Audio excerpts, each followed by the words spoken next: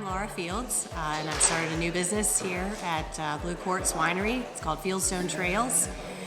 We will be opening March 31st, and we are taking people on an hour-long ride through the vineyard, and then they can come back to the winery.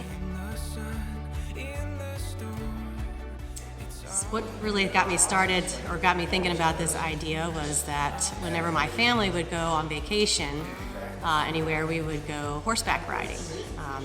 We've been horseback riding on the eastern shore of Virginia and in Arizona. I've even been horseback riding in St. Croix and Iceland. And I think it's just a great way to see new parts of the world and enjoy the beauty that God created.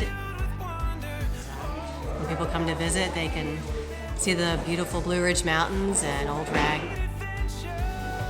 We're fortunate to be able to partner with Blue Quartz Winery. They've been great.